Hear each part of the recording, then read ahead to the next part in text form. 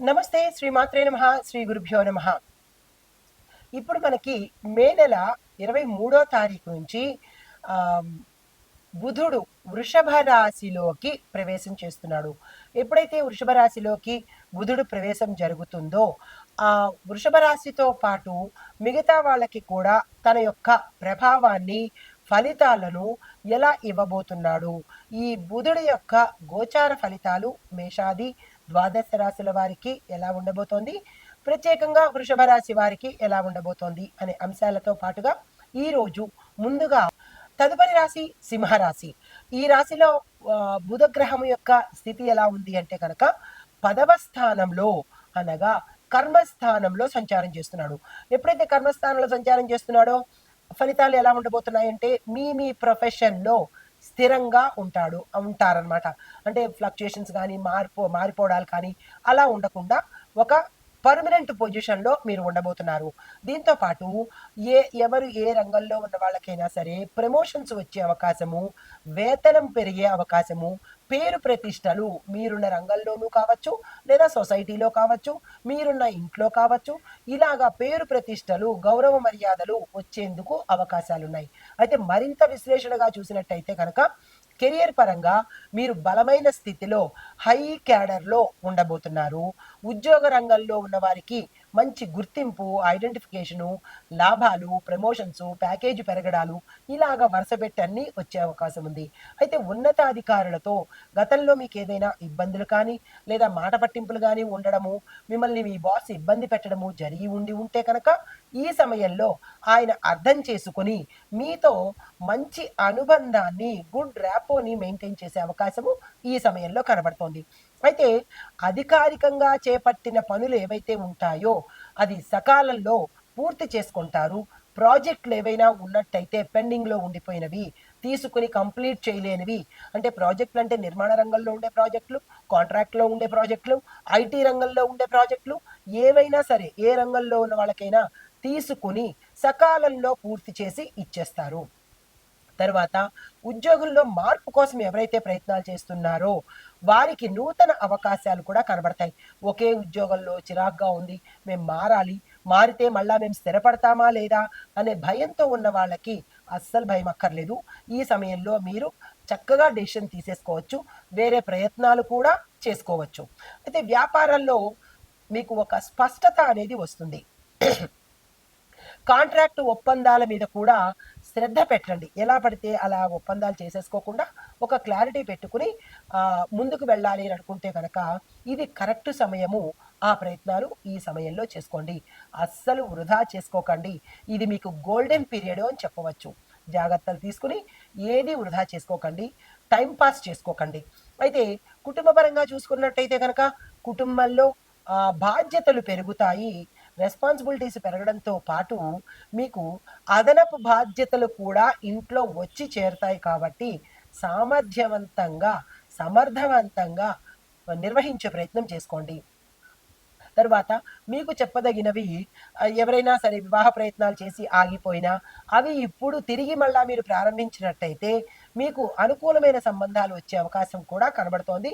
ఎవరు ఏ ప్రయత్నం చేసినా ఇది గోల్డెన్ పీరియడ్ కాబట్టి తక్షణమే ఆ పనులు చేసుకోండి. మీకు చెప్పదగిన సూచన ఏంటంటే, గురుగ్రహానికి సంబంధించిన పూజలు, దానాలు లేదంటే జపాలు తప్పనిసరిగా నిర్వహించండి. గురు సంబంధిత ఆలయ దర్శనం చేసుకోండి. దీంతో పాటు విద్యార్థులకు పుస్తకాలను దానంగా ఇచ్చినట్టయితే సానుకూలమైన ఫలితాలు పొందుతారు. దీంతో పాటు ఏం చేయాలి?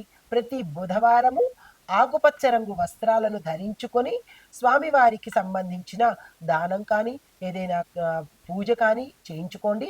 ఏ కీలకమైన పనికి వెళ్ళాలన్నా, నిర్ణయం తీసుకోవాలన్నా ఆకుపచ్చ వస్త్రాలను ధరించి మాత్రమే తీసుకోండి. అప్పుడు సక్సెస్ సాధించే అవకాశం కనబడుతోంది. ఈ విషయాన్ని మరీ మరీ గుర్తుపెట్టుకోండి.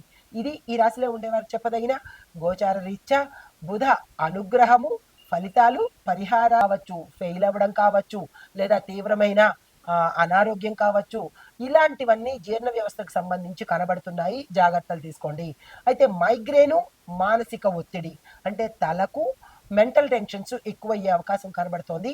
మీరు జీర్ణ వ్యవస్థ అనంగానే ఆహారంలో మార్పులు తప్పనిసరిగా చేసుకోండి. ఇష్టానుసారంగా ఉన్నది ఇంతే పార్ట్ అది. ఆ పార్ట్‌లో మీరు ఇష్టానుసారంగా అన్నీ వేసేసి దాన్ని ఇబ్బంది పెడితే అది ఏమవుతుంది? పాడయ్యే తీరుతుంది. కాబట్టి మీ యొక్క ఆహార వ్యవహారాలలో జాగ్రత్తలు తప్పనిసరిగా తీసుకోండి.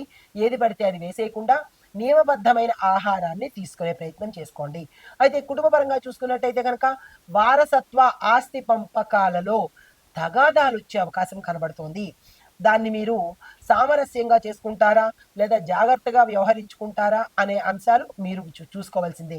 కానీ ఇక్కడ వారసత్వంగా వచ్చే ఆస్తిలోనూ, ఆస్తి పంపకాలలోనూ గొడవలు తథ్యము. జాగ్రత్తగా చూసుకోండి. అయితే వ్యాపారంలో కూడా రహస్య వ్యయాలు లేదా పన్ను సంబంధిత వాటిల్లో అంటే ట్యాక్స్‌లు ఎగ్గొట్టడంలోనో, ట్యాక్స్‌లు కట్టకుండా మాల్ ప్రాక్టీస్ చేయడంలోనో, లేదా అంటే ఏదైనా దానికి సంబంధించి మీరు ఏ తప్పుడు పనులు గతంలో చేసి ఉన్నా, లేదా ఇప్పుడు చేస్తున్నా, అలాంటి వాటివి కూడా బయటపడి మిమ్మల్ని ఇబ్బంది పెట్టే అవకాశాలు చాలా ఎక్కువగా గోచరిస్తున్నాయి. దాని మీద మీరొక క్లారిటీ పెట్టుకోండి. ఏ ఒక రహస్యమైనా సరే, అది వ్యాపార, ఉద్యోగ, ఇల్లు, బయట ఎక్కడైనా సరే, మీరు గతంలో మెయింటైన్ చేసినవన్నీ కూడా తప్పులు, రహస్యాలు బయటపడే అవకాశము ఈ సమయము. ఇంకా ఒకటేమిటి, రెండేమిటి అది జాగ్రత్తలు మీరు తప్పనిసరిగా తీసుకోండి. అయితే అనుకూలమైన అంశాలేంటంటే కొంతమందికి ఈ సమయంలో ధ్యానం కానీ, తత్వ విచారణ కానీ అంటే గతంలో మిమ్మల్ని మీరు సెల్ఫ్ అనలైజేషన్ అంటారు దీన్ని. తప్పులు ఏం చేశాము? పశ్చాత్తాపపడండి. తప్పులు చేశామా అని నెగ్లిజెన్సీగా కాకుండా తప్పు చేసినందుకు మీకు మీరే సెల్ఫ్‌గా అనలైజ్ చేసుకొని ఆ తప్పుకు పశ్చాత్తాప పడినట్టయితే కనుక కొంత మీకు సానుకూలంగా ఉండే అవకాశం ఉంది. జ్యోతిష్యం, మానసిక శాస్త్రంలో ఆసక్తిని పెంచుకోండి. జ్యోతిష్యం అనేది ఏదో సరదాగా చెప్పే విషయం కాదు. సరదాగా చెప్పే అంశము కాదు. ఇది ఒక మార్గదర్శి. మీరు ఇలా ఉంటున్నారు, ఉండొద్దు. ఇలా ఉండండి అని ఒక చెప్పే గైడ్ లాంటిదనమాట. ఒక దేవత లాంటిది. కాబట్టి జ్యోతిష శాస్త్రాన్ని హేళన చెయ్యకండి. తర్వాత హాస్పిటల్సు, ఇన్సూరెన్సు, రీసెర్చు, అకౌంటింగ్ రంగాల్లో ఉన్న వాళ్లకు చాలా మంచి అవకాశాలు రాబోతున్నాయి. అయితే విద్యార్థులకు చూసుకున్నట్టయితే కనుక ఏకాగ్రత పెంచుకోండి. మరీ ముఖ్యంగా ప్రాక్టికల్ సబ్జెక్ట్స్‌లో ఎక్కువగా శ్రద్ధ పెట్టండి. థియరీ వేరు, ప్రాక్టికల్ వేరు. మీరు ఏ ప్రాక్టికల్‌గా సబ్జెక్ట్స్ తీసుకున్నారో ఆ ప్రాక్టికల్ సబ్జెక్ట్స్ మీద దృష్టి పెట్టినట్టయితే మంచి ఫలితాలు పొందుతారు. దీంతో పాటు కోచింగ్ తీసుకోవడం కానీ, లేదా ఎవరైనా పెద్దల యొక్క గైడెన్స్ తీసుకున్నట్టయితే కనుక మంచి ఫలితాలు పొందే అవకాశము విద్యార్థులకు స్పెషల్‌గా చెప్పడం జరిగింది. అయితే ఓవరాల్‌గా ఈ రాశిలో ఉండేవారికి ఒక పరిహారంగా చెప్తున్నాను. ఓం బుం బుధాయ నమః అనే ఈ మంత్రాన్ని 108 సార్లు తప్పనిసరిగా చదువుకోండి.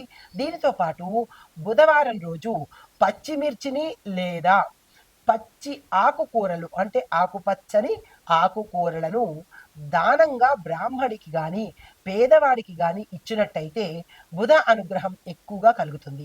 ఇది ఈ రాశిలో ఉండే వారికి చెప్పదగిన బుధ అనుగ్రహము, గోచార రీత్యా ఫలితాలు, పరిహారాలు, సూచనలు. అయితే ఓవరాల్‌గా ఈ బుధ సంచారము మనకి 12 రాశులకు బుధుడు వృషభ రాశిలో సంచారం చేయడం వల్ల ఈ ఫలితాలు మనకి ఉంటాయి. అయితే ఇవి ఎప్పటి నుంచి ఎప్పటి వరకో మన ప్రేక్షకులకు తెలియజేస్తాను. ఈ డేట్లు జాగ్రత్తగా గుర్తుపెట్టుకోండి. ఈ సమయాన్ని ఎవ్వరూ వృధా చేసుకోకండి. అయితే మే నెల 23, 2025 నుంచి జూన్ 12 వరకు మాత్రమే అంటే మే 23 నుంచి జూన్ 12 వరకు మాత్రమే బుధ సంచారము జరగబోతోంది. ఈ సమయాల్లో మీరు ఏ పనులు చేసుకోవాలనుకున్నా నేను వివరించినట్టుగా మేషాది ద్వాదశ రాశుల వారికి ఎవరెవరు ఏ సమయంలో ఏ రంగంలో ఎలాంటి పనులు చేసుకోవాలి అనేది వివరంగా తెలియపరిచాను. ఏ పరిహారాలు చేసుకోవాలో కూడా సవివరంగా తెలియపరిచాను. ఇవి గోచార రీత్యా ఫలితాలు. వాటిని అనుసరించి మీరు ఈ ఫలితాలను పొందాలి అని కోరుకుంటూ నమస్తే.